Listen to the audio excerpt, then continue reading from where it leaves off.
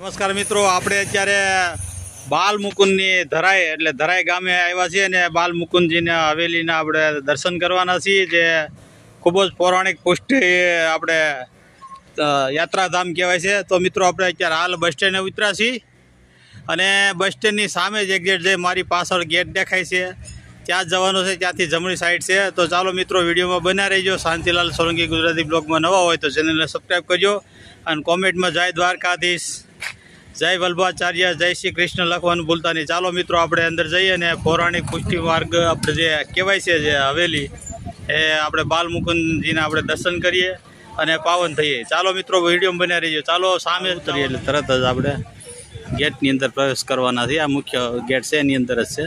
અહીંયા છે, રોડથી થોડુંક નજીક જ છે અને મુખ્ય બજારની અંદર જ આવેલી છે હવેલી.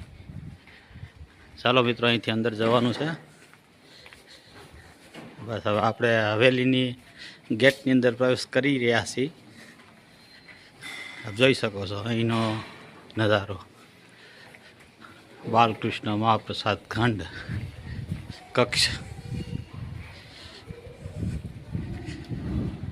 જય બાલકૃષ્ણ. ચાલો મિત્રો, આ હવેલી આપણે પહોંચી ગયા છીએ. આપણે અત્યારે બાલ મુકુંદજીની હવેલી એટલે ધરાઈ વાવડીએ પહોંચી ગયા છીએ અને આ મુખ્ય મંદિર છે. ચાલો અંદરથી દર્શન કરાવું તમને. જય બાલ મુકુંદ, શ્રી કૃષ્ણ કનૈયાલાલ.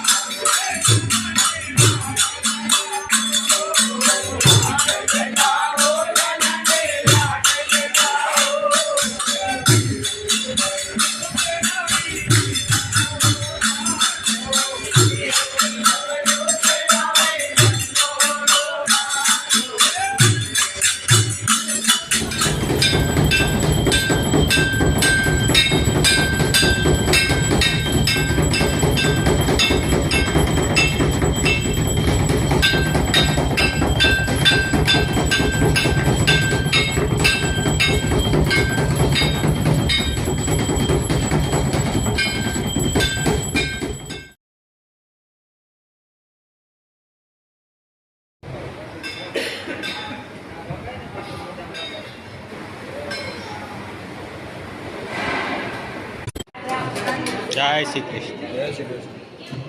જય શ્રી કૃષ્ણ. જય શ્રી કૃષ્ણ. જય શ્રી કૃષ્ણ. મિત્રો, અહીં પ્રસાદની પણ વ્યવસ્થા છે, આપ જોઈ શકો છો.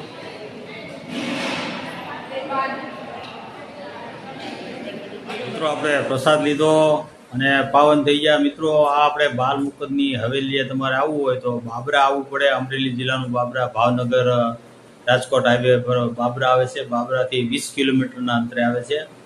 તો મિત્રો, એક આ પુષ્ટિ યાત્રાધામને તમે આવજો. ભગવાન શ્રી કૃષ્ણનું પવિત્ર પૌરાણિક યાત્રાધામ છે અને દર્શન કરજો અને પાવન થઈજો અને આ વિડીયોને શેર કરી અને ભાગ્યશાળી બનજો. ચાલો મિત્રો, મળીએ આગલા બ્લોકમાં. જ્યાં સુધી સૌને જય શ્રી કૃષ્ણ, જય દ્વારકાધીશ.